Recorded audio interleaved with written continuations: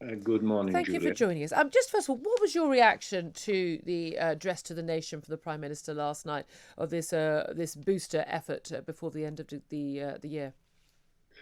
Well, I think it's, as we've discussed before, it's caution and fear that if this thing really does transmit as rapidly as it seems to be, that even though it may be, as you've said, a little less virulent, the numbers of people requiring hospitalizations may become a bit of a tsunami. And the NHS will struggle to deal with that on top of everything else it has to deal with in the winter season. So I think there's a big precautionary piece to this. And the government has been criticised in the past for being too slow to act. I think on this occasion, it's trying to get ahead of the game. Right. There's no doubt at all. It seems to me to be very obvious to be rolling out boosters to certainly the most vulnerable, most likely to get sick, to need to be hospitalised and at risk of dying. Many would have suggested this should have been a rather more fulsome effort, started a bit early. I know we were ahead of most other nations on this, but we've been rolling out rather lower numbers. I think we got to 500,000 the other day. We're now going to need, if it's going to be open to all over 18s from today, we are looking at 18 million jabs. Given it's the 13th of December, we're looking at 1 million jabs a day. I doubt very many people are going to be going on, New Year's Eve or on Christmas Day or Christmas Eve for their jabs, in which case, do you think it is feasible for us to do that? And do you think it's actually desirable that everybody, so a perfectly healthy 19-year-old should be in the same queue right now as perhaps a 60-year-old who hadn't got round to booking their booster but now sees the point of it? Well, the crucial thing in here is transmission. And, the evidence suggests that being triply jabbed does give you a strong protection against infection and therefore transmission. Yeah. 1 or 2 jabs seemingly does not do that. And although you might not get seriously ill, you do get the virus, you spread it around. It causes problems then on those that haven't been vaccinated for whatever reason at this point. Yeah. And you're just trying to keep a lid on it by going to the 3rd jab. Now, as for the feasibility, it all depends on logistics, getting organized, vaccine supply, and so on. And I think in the past, we've just been sort of trotting along with the booster dose in a prudent way without any real emergency behind it. But the emergence of Omicron in the last few weeks has really, added a sense of urgency to that. Let's get on with it. Particularly the data of last week suggesting that really 2 jabs doesn't sufficiently protect against transmission. So it makes sense that we then, up our game a bit and press on the accelerator with the booster program if we can get organized and get the vaccine. And that's obviously the challenge in the next days and the next couple of weeks. Yeah, indeed. And again, it's perhaps not the best time of year to be people will be doing this, of course, because lots of people got focused on Christmas and parties, although it does seem to me an awful lot of those are being cancelled at the moment. Virtually everything I've been invited to is being cancelled or being rather sad. But let's talk about why the booster jab it matters so much. Because in South Africa, where we've got very low, 25, I think last figures I looked at was 24% double jab, 28% with 1 jab. A much younger nation, to be fair, and we know that age is the biggest single factor when it comes to risk from COVID. But they've seen increased hospitalisations and some increase in deaths, but nothing greater in terms of the positivity rate. So in terms of sort of the number of people who have with the disease of actually going into hospital, needing serious care, and then dying. Indeed, the evidence from the doctors on the ground is that actually fewer of their patients are needed going to hospital. The ones who go into hospital are there for a shorter time. They're less likely to need more than anything, just a bit of oxygen. They are less likely to go to ICU, etc., etc. So even if we did have an awful lot of more people who were getting ill, if they're not getting as ill, they're not requiring the ICU care, which is in obviously limited supply. Would that overwhelm the NHS?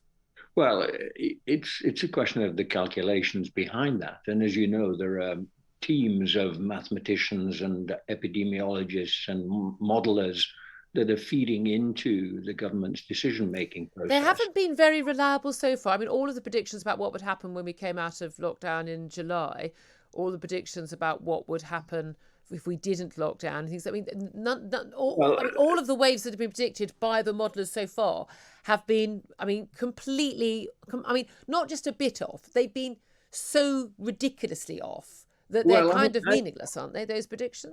I'm not a mathematical modeler, but Mm. I do read the papers that come out on the models. My understanding and my interpretation actually is that the models are not bad and they're the best tool that we have at trying to look forward. If you wait for the cases to happen, you're already too late, because it's No, really once we've got we should actually extrapolate from the number of cases to the absolutely. number of hospitalizations. Of course we should look ahead. We shouldn't be going, oh, loads of people have died, maybe we should do something. I absolutely understand that, but I'm just Right. saying the So, mathematical models have been so based on the number of cases they have at that one time, have been almost without exception, have been well, all but useless so far. So why should we rely on them now?